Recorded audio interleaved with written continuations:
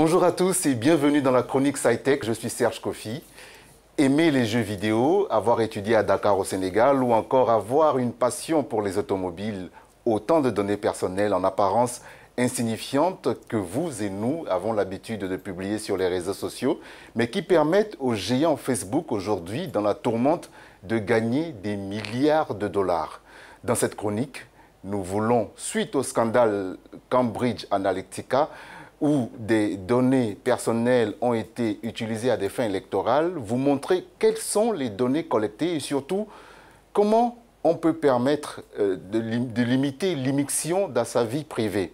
La politique d'utilisation des données de Facebook indique clairement quelles sont les informations et activités qui sont collectées.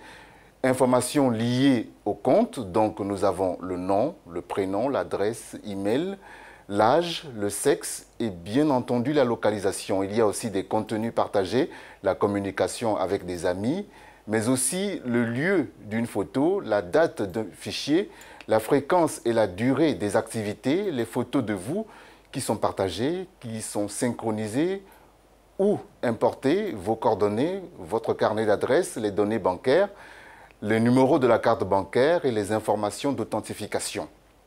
Aujourd'hui, il faut savoir que toutes les informations sont collectées en continu sur toutes les interfaces de navigation utilisées, à savoir ordinateur, tablette, téléphone mobile, ce qui génère la collecte des données comme le système d'exploitation des informations de connexion telles que le nom de votre opérateur mobile, de votre fournisseur d'accès à Internet, votre numéro de téléphone et votre adresse.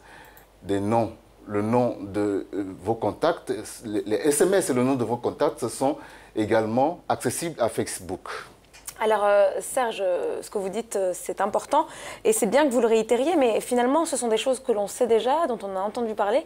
Qu'est-ce qui fait aujourd'hui qu'on est aussi accro à Facebook en dépit de toutes ces informations qui sortent dans la presse, dans les médias, tout ça? Alors, Anan, il est vrai aujourd'hui que Facebook est de plus en plus critiqué, mais peu d'utilisateurs ferment leur compte suite au scandale Cambridge Analytica. Pourquoi est-on accro à Facebook?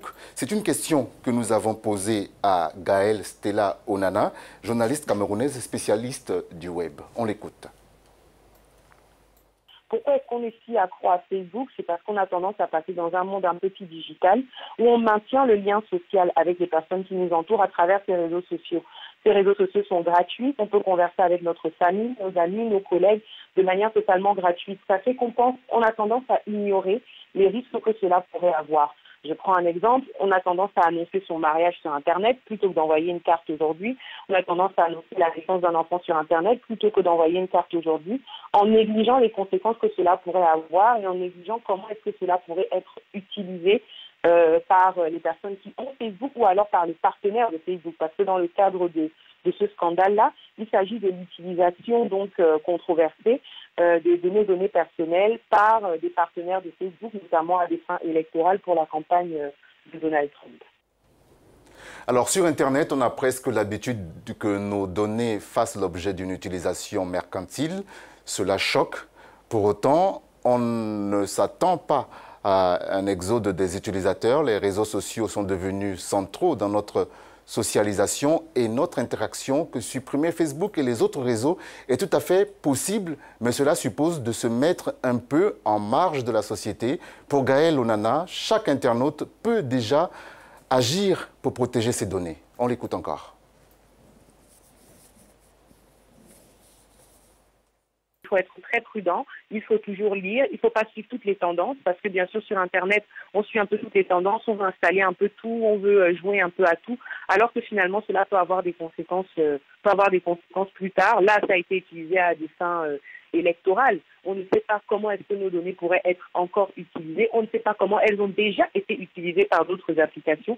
Donc je pense que bien sûr, il est temps de s'auto-réguler et de repartir peut-être à des relations un peu plus humaines et laisser un lien social un peu plus réel et laisser aux réseaux sociaux la place qu'ils ont, c'est-à-dire maintenir un lien avec des personnes un peu loin, avec qui on ne peut pas converser directement, et ne pas y mettre tout et n'importe quoi, parce que désormais on a vraiment conscience des risques.